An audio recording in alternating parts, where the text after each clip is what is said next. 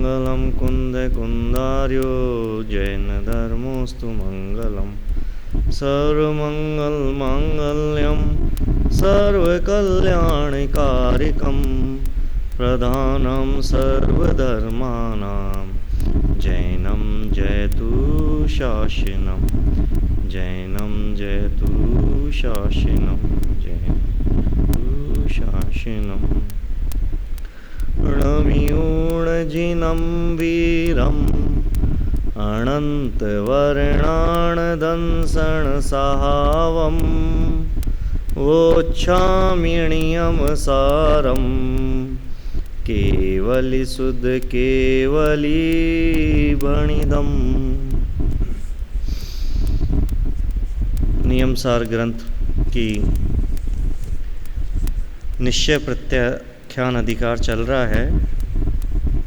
पृष्ठ क्रमांक 196, गाथा 101, जहाँ पर आचार्य कुंदकुंद देव जो ज्ञानी जीव होता है उसका उपयोग, उसकी परिणति किस प्रकार होती है, उसका इस प्रत्याख्यान अधिकार में वर्णन चल रहा है।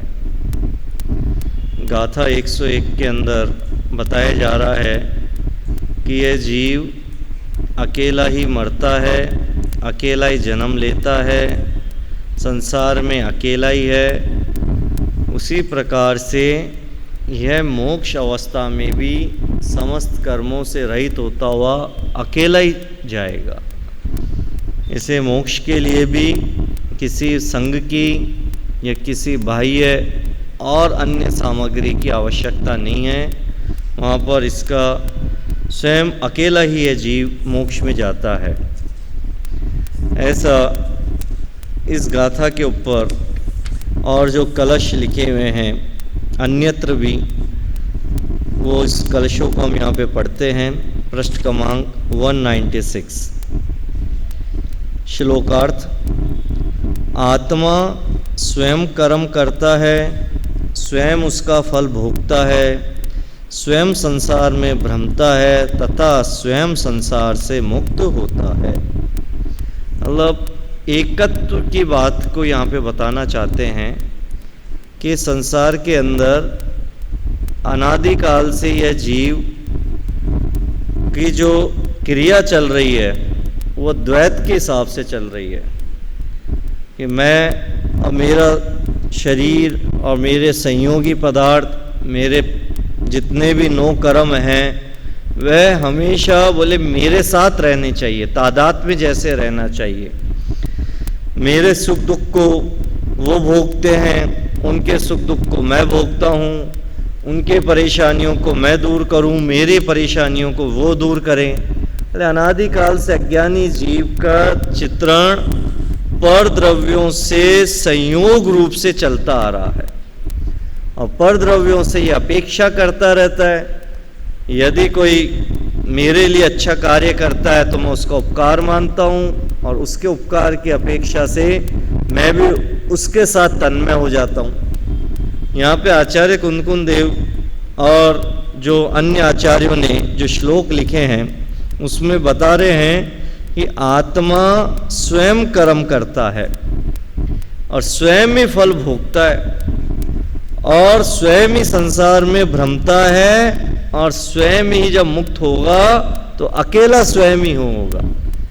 ऐसा नहीं है कि कोई जीव यह सोचने लग जाए कि मैंने बहुत भूतकाल में या वर्तमान में भी मैं बहुत अशुभ कर्म, शुभ कर्म आदि कर्मों की क्रिया करता रहूं और उन कर्मों को भोगने के लिए मेरे से अन्य मेरे जो सहयोगी है वह कर्मों के फल को भोगने लग जाए।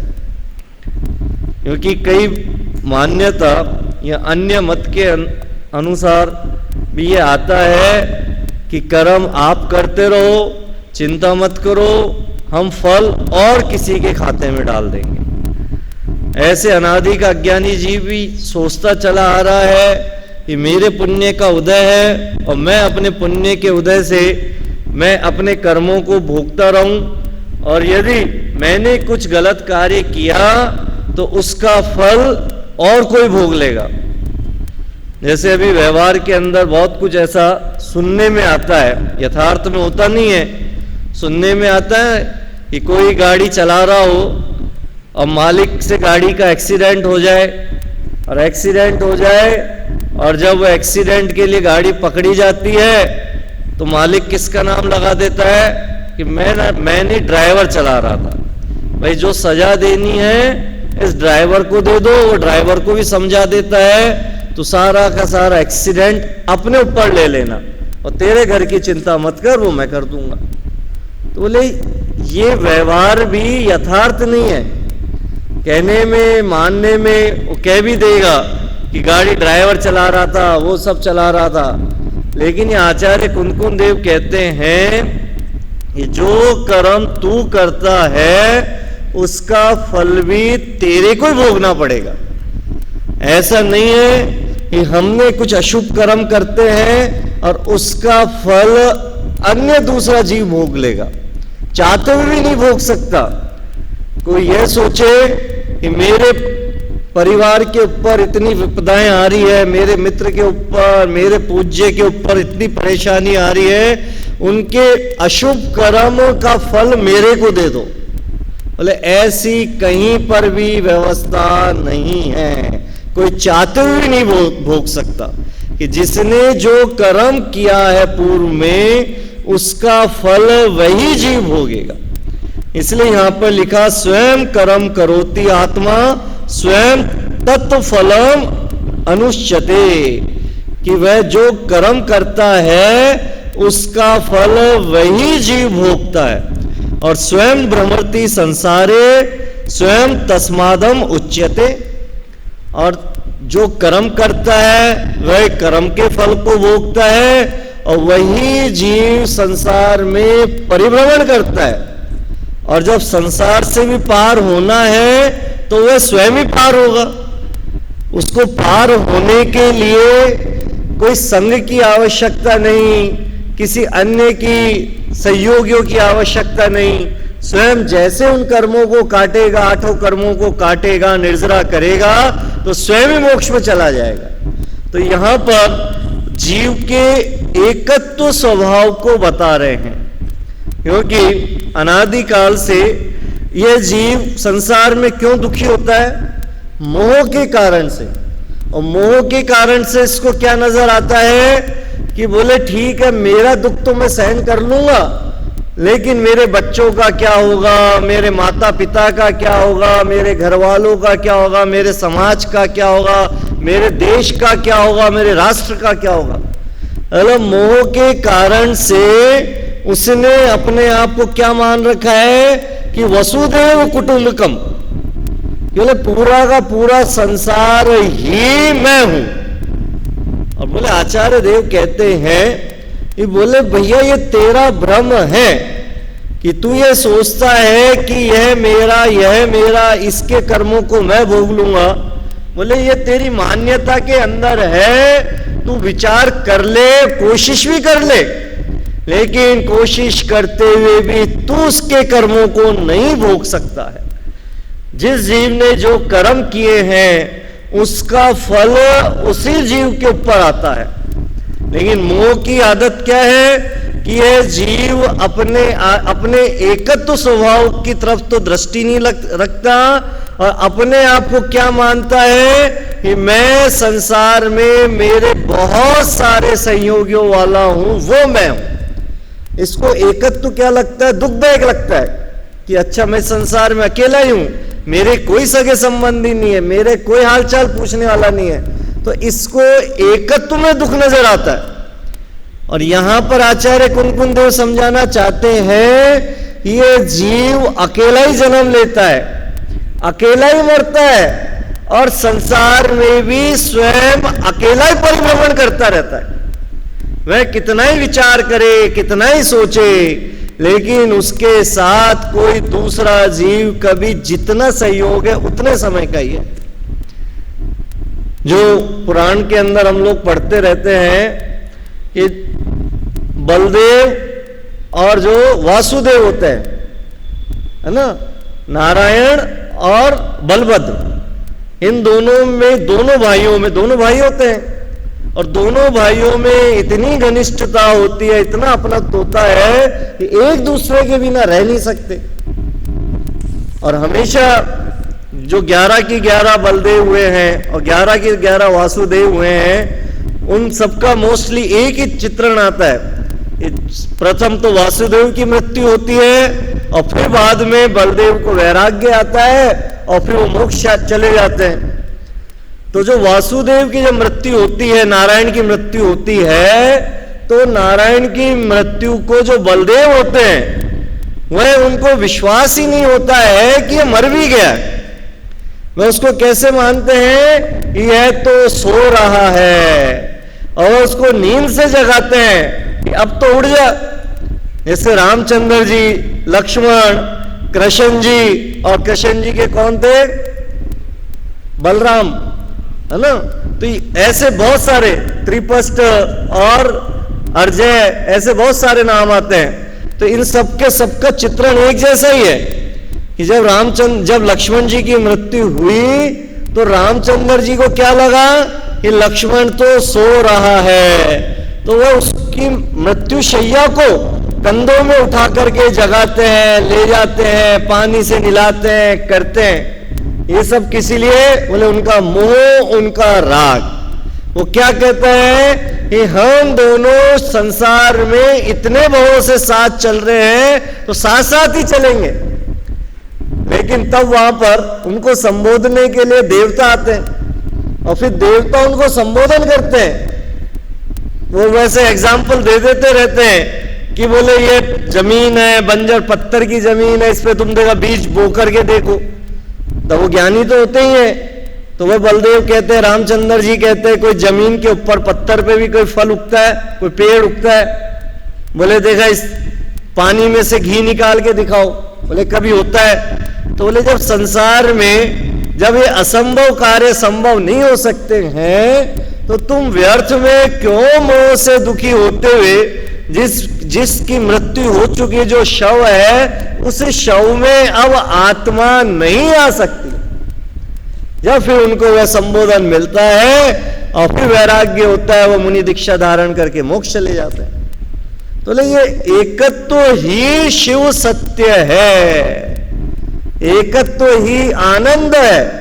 लेकिन अनादि अज्ञानी को क्या नजर आता है कि यह कुटुंब है सो मेरा है, और वह उस कुटुंब के मेरे होने के कारण से अपने स्वभाव को भूल जाता है। यहां पे आचार्य कुनकुन देव जीव के एकत्व रूपी मोक्ष को समझाना चाह रहे हैं कि भैया जो तू मोक्ष जाएगा वो तू अकेला ही जाएगा, उसके अंदर तेरे को संसार के और कोई संगनी साथी की जरूरत है ही नहीं।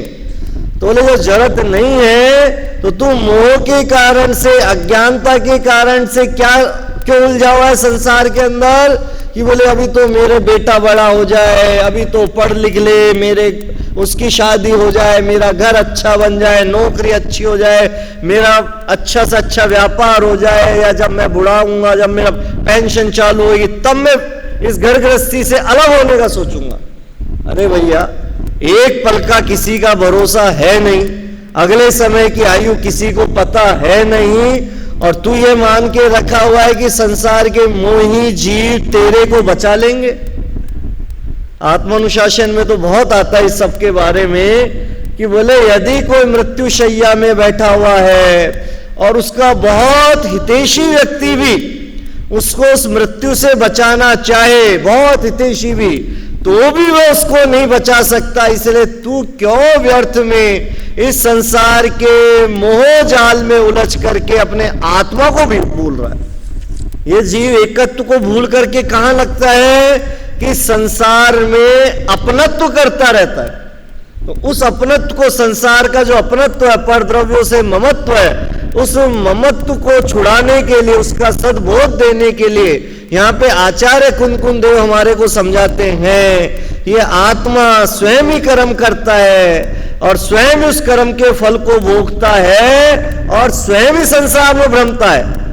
और कोई भी तेरे को संसार में बचाने वाला या तेरे को सुख दुख देने वाला है ही नहीं। वो उदाहरण आता है ना किसका, जो एक डाकू था, वाल्मीकि जी पहले जो एक डाकू थे, क्या नाम था उनका, अंगुलीमार। तो जब वो डाकू थे तब वो इतना सबको मारते थे, करते थे, चोरी करते थे। एक बार जब किसी सन्यासी से उनका मुकाबला हो गया, साधु सन्यासी से, और उन्होंने उसको समझाया कि बोले तुम किसी को मारते हो, करते हो, किस लिए करते हो, ये सब हिंसा करते हो, रुपया पैसा लूटते हो। बोले साहब मैं अपने भोजन के लिए और मेरे परिवार के भोजन के लिए चलाता हूं। बोले अगर तू तेरे खुद के लिए कर रहा है तो ठीक है, संसार में है इसलिए कर रहा है, वो अलग बात। लेकिन तू ये सोचता है कि पाप करता है तू, और तू अपने उस पाप की क्रिया से अपने परिवार को चला रहा है, और तू ये सोचे कि उस पाप की क्रिया का भागी भी तेरा परिवार हो जाएगा, तो वो नहीं हो सकते।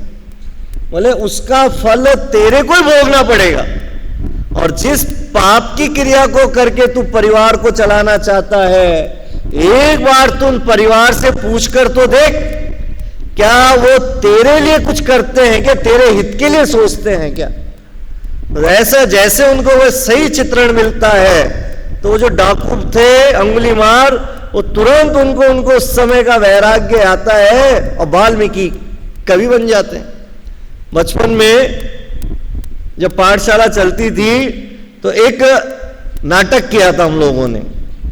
क्या नाटक था, एक सेठ जी का और उस सेठ के पुत्रों का, कि वो सेठ अपने पुत्र और अपने परिवार से इतना प्रेम करता था कि उसको ये लगता था परिवार है सोई मैं हूं। तो उनके घर के नीचे से कोई भक्ति गाता हुआ कोई सन्यासी जा रहा था, और वो गाना गा रहा था कि देख लिया संसार कोई नहीं है सगा, सबकी सब स्वार्थ के हैं इस संसार में। तो रोज गुनगुना के जाए तो सेठ जी को बड़ा बेकार लगता। बोले तू कहता है देख लिया संसार सब स्वार्थ के हैं, कोई नहीं अपना। बोले तू बहुत गलत बोलता है। बोले मेरा घर में मेरे बेटे, मेरी बहू, मेरी पत्नी हमेशा मेरे लिए जी हजूरी करने के लिए तत्पर है, कोई स्वार्थ के नहीं यहाँ पे। वो सन्यासी कहता है सेठ जी ये सब स्वार्थ के हैं, आपको समझ में नहीं आता। बोले कैसे मान लूं, जब से मैंने होश संभाला है, मेरी शादी हुई है, मेरे बच्चे मेरे बहू आए हैं, आज तक मेरे को कोई दुख नहीं हुआ है, कोई तकलीफ नहीं मिली है, और तू कहता है स्वार्थ के। बोले तू गलत है। तो सन्यासी कहता है सेठ जी अपन परीक्षा करते हैं, और परीक्षा में यदि आपको लगता है मैं गलत हूं तो मैं सन्यास अवस्था छोड़ दूंगा, और अगर आपको लगता है तो आपको छोड़ना चाहिए। बोले ठीक है। तो ले आपको परीक्षा के लिए थोड़े समय के लिए एक नाटक करना पड़ेगा। क्या कि बोले मैं आप सुबह सुबह जैसे आप प्रतिदिन के लिए आप उठते हो तो आप उठना मत, अपने आप को मरा हुआ जैसा कर देना, फिर देखो मैं आपको बताता हूं कितना स्वार्थ का है संसार। बोले ठीक है। अब वो जैसे प्रतिदिन होता है, रोज सुबह सेठ जी उठते हैं वॉकिंग के लिए। अब वो सुबह रोज 5 बजे उठ जाते होंगे, अब 5 बज जाते हैं, 5:30 बज गए, 6 बज गए, और उठते ही नहीं बिस्तर पे से। अब सेठानी जी आए और वो हिलाए कि सेठ जी उठो, आपके घूमने का समय हो गया। 6 बज गए नहीं उठे, 7 बज गए नहीं उठे। अब जब हिलाए तो बिल्कुल ऐसे मृत जैसे, तो घबरा गए वो तो बिल्कुल। एकदम से बच्चों को बुलाया, बच्चों ने बहुत हिलाया, पानी डाला बिल्कुल, तो सबके सब बिल्कुल घबरा गए। बोले हमारे तो पिताजी गए। इतने में वो सन्यासी वही नीचे से निकलते हैं और वो गाना गाते हैं, है मेरे पास अद्भुत चमत्कार, मरे हुए को भी हम कर दे जिंदा। जैसे वो गाना सुनते हैं तो सबको बड़ा अच्छा लगता है कि भाई सन्यासी जी है, आप क्या मरे हुए को जिंदा कर सकते? बोले हाँ कर सकता हूं। तो आओ साहब, हमारे घर में हमारे पिताजी मर गए, इनको आप जिंदा कर दो। तो सन्यासी कहते साहब मैं जिंदा तो कर दूंगा, लेकिन एक कंडीशन है। बोले बता दो साहब, ये जिंदा हो जाना चाहिए। बोले चाहते हो जिंदा करने? बोले आप कैसे मजाक करते हो, ये हमारे पिताजी हैं, ये मेरे पति हैं, यही तो सब कुछ है, हम इनको जिंदा क्यों नहीं करना चाहेंगे? बोले पक्का चाहते हो? बोले हाँ चाहते हैं। बोले ठीक है, तो हम इसको जिंदा कर देंगे, लेकिन एक शर्त है। बोले ये मेरे पास विभूति है, इस मैं विभूति को पानी में डालूंगा और इस पानी में को मैं घोल दूंगा, और जो इसको पिएगा, मतलब जो इसको पिएगा, आप लोग चाहते हो जिंदा हो जाए, तो जो पिएगा वो तो मर जाएगा और आपके सेठ जी जिंदा हो जाएंगे। अब सबके सब खड़े थे, पूरे परिवार के लोग। अब वो सन्यासी सबसे पूछता है कि बोले साहब देखा कौन पहले पिएगा? तो पहले सबसे पहले पत्नी को ही कहते हैं। बोले आप तो इनकी धर्म पत्नी हो, बोले आप पी लो। तो धर्म पत्नी बोलती है कि देखो सन्यासी जी, अब जिसको मरना था, जिसकी आयु थी, वो तो निकल गए, वैसे भी इन्होंने आयु भोग ही ली है, अब कोई बात नहीं, अब मेरा बुढ़ापा, मैं धर्म ध्यान करूंगी, 4 बेटे हैं, अब क्या जरूरत है मेरे को? बोले ठीक है साहब, 4 बेटे हैं तो चलो साहब फिर बड़ा बेटा को पिला देते अपने, जब 4 बेटे हैं तो एक ही तो जाएगा। तो बड़े बेटे को बोलते भैया तू पी ले। तो बड़ा बेटा भी बोले साहब अब मेरे बच्चे बड़े हो चुके हैं, हमारी तो शादियां हो गई, अब बच्चों की शादियों की जिम्मेदारी मेरे ऊपर है, मैं मर जाऊंगा तो कौन देखेगा? बोले अब पिताजी को तो जाना ही था, अब 70 साल की उम्र हो गई, अब अच्छा हुआ कि स्वस्थ अवस्था में चले गए, फालतू में रोग आदि हो जाते, कुछ लग लुगा जाती, हड्डियां टूट जाती और परेशानी होती, कोई बात नहीं। बोले ठीक है साहब आप नहीं पियो। दूसरे नंबर वाला भी यही, साहब अभी तो बिल्कुल मेरी शादी हुई है, अभी तो मेरे को कमाना है। तो तीसरे नंबर वाला, साहब अभी तो मेरी सगाई हुई है, मैं मर गया तो जिससे मेरी सगाई हुई उसकी क्या हालत होगी? पिताजी को तो जाना ही था। अब छोटे से पूछते भैया तेरे तो शादी नहीं हुई? बोले नहीं। तो तू पी ले। अरे साहब हमारे भैयाओं की शादी हो गई, एक की सगाई हो गई, मैंने तो अभी जिंदगी नहीं जी है, मैं तो अभी 20-22 साल का ही हूं, मेरे को क्यों मार रहे इतनी जल्दी? अब पिताजी को तो जाना ही था। बोले साहब आप सब चाहते हो जिंदा भी हो जाए और कोई पीना भी नहीं चाहता, तो बोले मैं ही पी लूं क्या? बोले हाँ तपस्वी जी आप ही पी लो। बोले ठीक है मैं ही पी लेता हूँ, फिर आपके पिताजी जिंदा हो जाएंगे, फिर ये देख लेंगे क्या है संसार।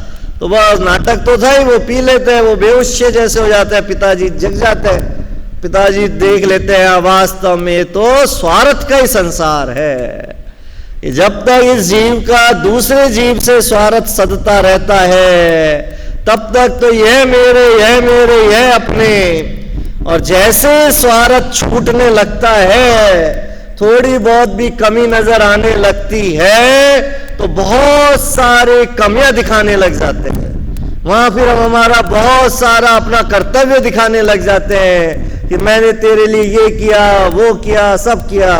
यहां पर आचार्य देव बताते हैं कि भैया इस जीव का अनादि का स्वभाव ही एकत्व है, यहां पे ना कोई स्वार्थी है ना कोई पराया है।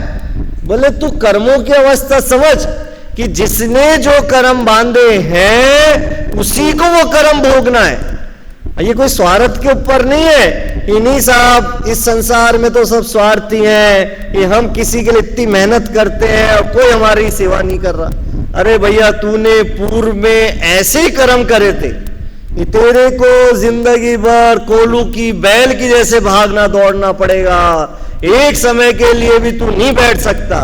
और तेरे घर वालों ने इतना पुण्य किया था, तेरे बहुओं ने बेटों ने सबने, कि उन्होंने इतना पुण्य करके आए हुए थे कि उनको कुछ नहीं करना पड़ेगा, वो घर बैठे खाएंगे।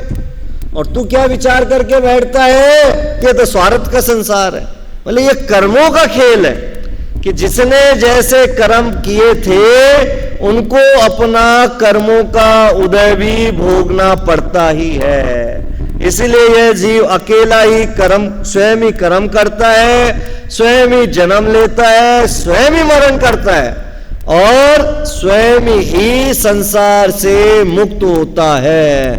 यहाँ पे मुक्त अवस्था को समझाना चाहते हैं कि बोले ऐसे तू इस एकत्व को समझ ले, जिसने इस एकत्व को समझ लेगा तो अब वह जीव इस संसार में पर द्रव्यों में न सुख ढूंढेगा और न ही दुख की कल्पना करेगा।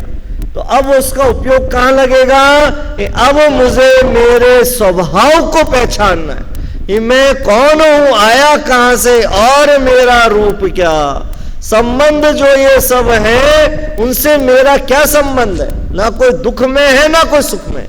तो ये कब समझ में आएगा, जब जीव को अपने एकत्व की श्रद्धा होती है कि मैं अकेला हूं और अकेला ही जाऊंगा। तो इस प्रकार से यहां पे श्लोकार्थ बताए, और भी जो आचार्यों ने लिखा उसको भी यहां पे लिखते हैं। और श्री सोमदेव पंडित ने यशस्ति लखन चंपू काव्य में दूसरे अधिकार में एकत्व अनुप्रेक्षा का वर्णन करते हुए 119वें श्लोक में कहा है कि स्वयं किए हुए कर्म के फलानुबंध को स्वयं भोगने के लिए तू अकेला जन्म में तथा मृत्यु में प्रवेश करता है, अन्य कोई स्त्री पुत्र मित्रादिक सुख दुख के प्रकारों में बिल्कुल सहायभूत नहीं होता। अपनी आजीविका के लिए मात्र अपने स्वार्थ के लिए स्त्री पुत्र मित्रादिक ठगों की टोली तुझे मिली है। क्या वर्ड यूज कर रहे हैं ये, कि तेरी कर्मों के उदय के कारण से तेरे कोई ठगों की टोली मिली है। यहां आचार्यों के शब्द हैं कि आचार्यों ने इस संसार को, गृहस्थ अवस्था को क्या बताया कि ये सब ठगों की टोली है। ठगों की टोली कैसी है कि मतलब कमाना है, एक को उस पे जो निर्वाह रहते हैं, उनके आश्रित रहते हैं, बहुत सारे लोग होते हैं। तो ले एक व्यक्ति दिन रात मेहनत करके पाप की क्रिया करता है, भागता है, दौड़ता है और सब उसके आश्रित रहते हैं। और जब उसके साथ कुछ विपदाएं आती है तो सब अपना अपना एक्सक्यूज निकालने लग जाते हैं कि मेरे को ये काम है, अभी मेरा ये सब चीजें हैं। तो ये सब क्या बताते हैं कि एक तरह से ठगों की टोली है संसार। तो यहां पर स्वयं किए हुए कर्म के फलानुबंध को स्वयं भोगने के लिए तू अकेला जन्मता है, अकेला ही मृत्यु में प्रवेश करता है, अन्य कोई स्त्री पुत्र मित्रादिक तेरे सुख दुख के बिल्कुल भी सहायता नहीं कर सकते, कोई भी नहीं कर सकते। इस संसार में कोई ये विचार कर ले कि मेरी स्त्री को मेरे से इतना प्यार है, इतनी प्रीति है, मेरा मित्र मेरे से बहुत प्रीति करता है, तो वो मेरे सुख और दुख में मेरे हमेशा साथ रहने वाला है।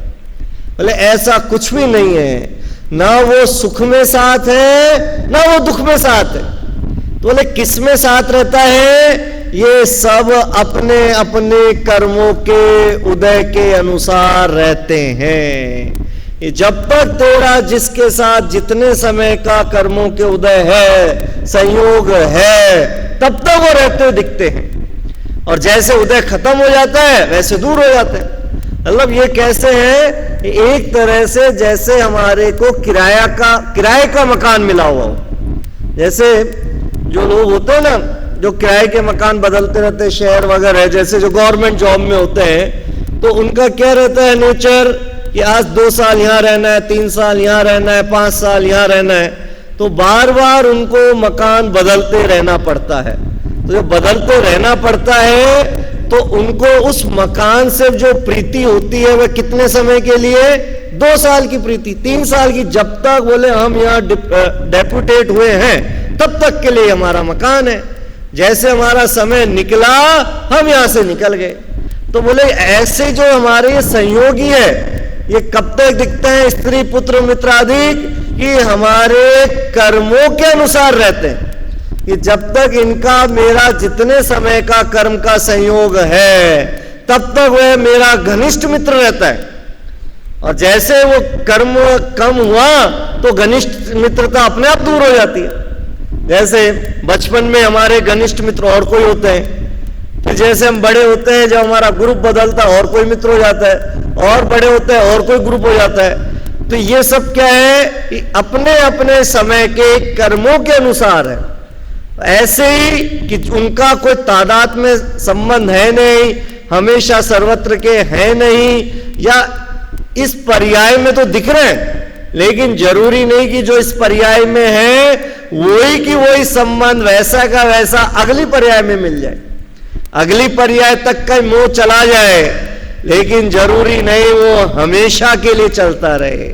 तो इसलिए यहाँ पर आचार्य सोमदत्त देव भी लिखते हैं कि बोले जो संसार में स्त्री मित्र पुत्र आदि है, ये सब की सब कर्मों के उदय तक हमारे साथ में है, तो वो ना हमारे सुख में हमारे काम आएंगे, ना हमारे दुख में हमारे को दुख से बाहर निकाल सकते हैं। तो वह अपनी आजीविका के लिए ठगों की टोली तुझे मिली हुई है कि जब तक उनको ये लगता है कि तू उनकी आजीविका का साधन है, तब तक तो उनको तेरे से बहुत प्रीति रहती है, बहुत बाबूजी बाबूजी बाबूजी बाबूजी करते रहेंगे।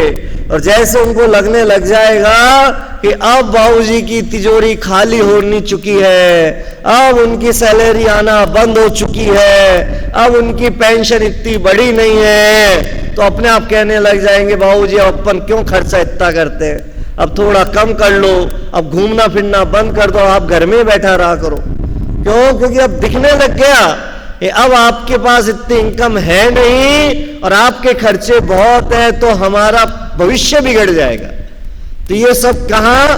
आजीविका के ठग है सब की सब, कि जब तक जिसको अपना स्वार्थ नजर आता है तब तक वो उस सेठ का यस बॉस करता रहेगा। और जैसे पता चला कि अब इस बॉस से मेरा कुछ काम होने वाला नहीं, तो मैं आपको पहचानता ही नहीं हूं। होता है ना संसार में कि जब तक जो जिसकी सत्ता चलती है तब तक वो सीट उस मंत्री की रहती, तो हर व्यक्ति उस मंत्री के आगे पीछे घूमता रहता है। और जैसे वह मंत्री उस सीट से उतरा और अब आप उनसे उस मंत्री का जितना रोब था, अब वह रोब किसी अफसर के ऊपर नहीं चलता, ऑफिसर के ऊपर। क्यों? क्योंकि बोले वो सीट के रोब से आपसे दबा हुआ रहता है। जैसे आप सीट से उतरे अब वो आपको पहचानता नहीं।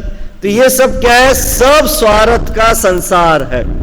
इसी को 101वीं गाथा में और भी यहां पे समझाते हैं कि जीव अकेला प्रबल दुष्कृत से जन्म और मृत्यु को प्राप्त करता है। जीव अकेला सदा तीव्र मोह के कारण स्वयं सुख से विमुख होता हुआ, देखो कितनी अच्छी बात लिखते हैं कि जीव अकेला सदा तीव्र मोह के कारण स्वयं सुख से विमुख हो जाता है। कि ये संसार में हम इस संयोगी पदार्थों को अपने आसपास के जितने भी घर कुटुंब आदि के समाज हैं, इसके पीछे हम क्यों हैं? कि तीव्र उनसे इतना लोभ रहता है, इतना अपनत्व रहता है कि उसके कारण से ये जीव स्वयं सुख से विमुख हो जाता है। विमुख होता हुआ कर्म द्वंद्व जनित फल में शुभ और अशुभ कर्म फल के सुंदर सुख और दुख को बारंबार भोगता है। जीव अकेला किसी भी प्रकार गुरु द्वारा एक तत्व को अर्थात चैतन्य तत्व को प्राप्त करके उसमें स्थित रहता है। ये अकेला यह जीव प्रबल जो दुष्कृत कर्म है वो उससे जन्म और मृत्यु को प्राप्त करता है, और अकेला सदा ही तीव्र मोह के कारण से अपने स्वयं सुख से विमुख हो जाता है। अनादिकाल से यह जीव 84 लाख योनियों में क्यों परिभ्रमण कर रहा है, चारों गतियों में क्यों परिभ्रमण कर रहा है? केवल तीव्र मोह के कारण से। जब नेमिनाथ भगवान का जब समोषण लग रहा था और उस समोषण के अंदर जब भगवान की दिव्य धनी खिल रही थी, तो सभी लोग जाते हैं, ज्ञानी भी जाते हैं, सम्यक दृष्टि भी जाते हैं, मुनिराज भी जाते हैं, श्रावक भी जाते हैं। और तो ऐसे जब सब लोग गए तो वहां पर एक क्वेश्चन उठ गया कि जो इतनी सुंदर जो द्वारिका बनी हुई है, इस द्वारिका का भविष्य क्या है? तो भगवान के केवल ज्ञान में तो साफ साफ झलक रहा है कि आने वाले 12 साल बाद यह द्वारिका तो आग की लपटों से जल रही है। तो अब जिसको संसार में तीव्र मोह होता है, तो वह जीव तो क्या विचार करने लग गया कि उस आग की लपटों को हम कैसे दूर करें, क्योंकि तीव्र मोह का ही तो परिणाम है ये तो विचार नहीं आया कि जो भगवान के ज्ञान में आ चुका है वह यथार्थ है, उसको कोई भी एक समय के लिए भी नहीं टाल सकता है। तो वह जो मोही जीव होता है उसको तो यह चिंतन आता है कि मैं इस आग को बुझाने का प्रयत्न कर दूं। तो तीव्र मोह के कारण से जो कृष्ण जी, उनके भाई आदि, उनके मामा आदि, उन सब ने तो क्या विचार किया कि भैया इन आग के जो कारण है, शराब आदि, हमारे मामा जी आदि, सभी दूर हो जाओ, और जिनका वास्तव में संसार का किनारा समाप्त हो रहा है, जो निकट भव्य है, ऐसे जो कृष्ण जी के बेटे आदि के, कौन थे उनके बेटे, क्या नाम था, प्रद्युम्न कुमार जी। प्रद्युम्न कुमार जी आदि ने तो तुरंत वैराग्य ले लिया, और तुरंत वैराग्य लेने के लिए अपने पिताजी के पास गए, अपने दादाजी वासुदेव जी के पास गए, और वो उनको कह रहे हैं कि जो भगवान के ज्ञान में आ चुका है कि अब 12 साल बाद तो जलना ही है, तो जो काम हमें 12 साल बाद के लिए हम दुख को भोगेंगे वो तुरंत ही संसार असार है, ऐसा जान करके हम क्यों नहीं अब जिन दीक्षा धारण कर ले। तो बोले अब तो मैं तो जिन दीक्षा के लिए निकल गया।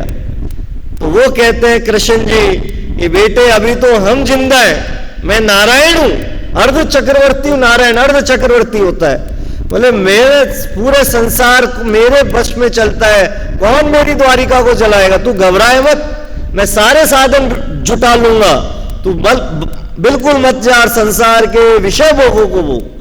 तो वो क्या कहते हैं, जिसको इस संसार में अभी खंभा लगाना है, जिस संसार में जिसको और रुलना है, वो यह चिंतन करे मुझे तो अब मुक्त अवस्था को प्राप्त करना है। और वह निकल गए और भगवान बन गए।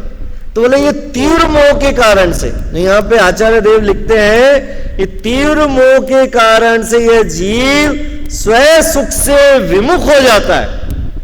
तीव्र मोह के कारण से अगर वह जीव समझ जाए और उसको लगे कि जिस कारण से मैं दुखी हो रहा हूं वो दुख का कारण क्या है, मोह ही तो है, ये मोह के कारण से ही तो संसार में आकुलित व्याकुलित होता रहता है।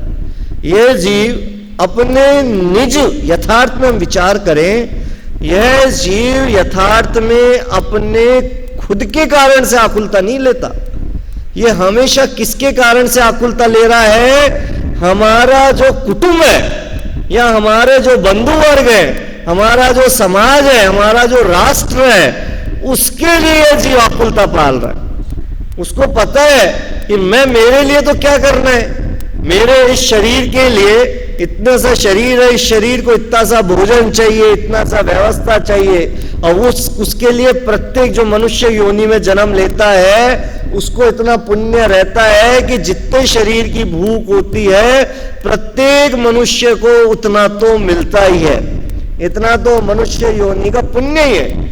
लेकिन अब बोले संसार में दुखी क्यों हो रहा है, जहां पे आचार्य देव बता रहे तीव्र मोह के कारण से। ये तीव्र मोह के कारण से यह जीव अज्ञानी अपने स्वयं सुख से विमुख हो जाता है। वह मोह के कारण से भूल जाता है कि मैं अकेला जन्म लिया था, अकेला ही मेरा मरण होने वाला है, तो मैं जन्म मरण के दुखों से छूटूं या नहीं छूटूं, या बार बार आज इस पर्याय में जन्म ले रहा हूं, फिर अगली पर्याय में लूंगा, फिर अगली पर्याय में, ऐसा अनंत काल हो चुका मेरे को जन्म मरण करते करते। अब तो भगवान, अब मैंने जैन कुल में उत्पन्न हो चुका हूं, मेरे को जिनवाणी मिल चुकी है, सर्वज्ञ देव की वाणी मिल चुकी है, और मेरा बुद्धि में इतना अच्छा चौपशम है, और वर्तमान में मेरा शरीर भी निरोग है। इतना सब कुछ होना बहुत पुण्य का कारण है। तो अब मेरे को तो केवल अपने आप को मुक्त अवस्था के लिए ही लगाना है, अब मुझे जन्म मरण के दुख बार बार नहीं भोगना है। तो ऐसा आगे लिखा ना, ऐसा जो जीव किसी भी प्रकार से गुरु द्वारा एक तत्व को किसी भी प्रकार से, चाहे जिनवाणी के द्वारा, चाहे मुनिराज के द्वारा, जिसका भी हमारे को संयोग हो जाए, संपर्क हो जाए, जब उनकी देशना हमारे को लग जाती है तो उनके द्वारा हम अपने चैतन्य तत्व को प्राप्त करके उसी में स्थिर रहता है। कौन स्थिर रहता है? वह ज्ञानी जीव। जिसको अब इस संसार से छूटना है, जिसको मोक्ष की प्रकटता करना है, वह ज्ञानी जीव इस एकत्व को समझता है, निज आत्मा को समझता है और उसको समझते हुए इस मोह की क्रिया से दूर हो जाता है। इस प्रकार से यहाँ 101 नंबर की गाथा के ऊपर यहाँ पे जो आचार्य देव के 4 कलश थे उसका हमने यहाँ पे चर्चा करी। अब 102 नंबर के कलश की चर्चा, गाथा की चर्चा हम बाद में लेंगे।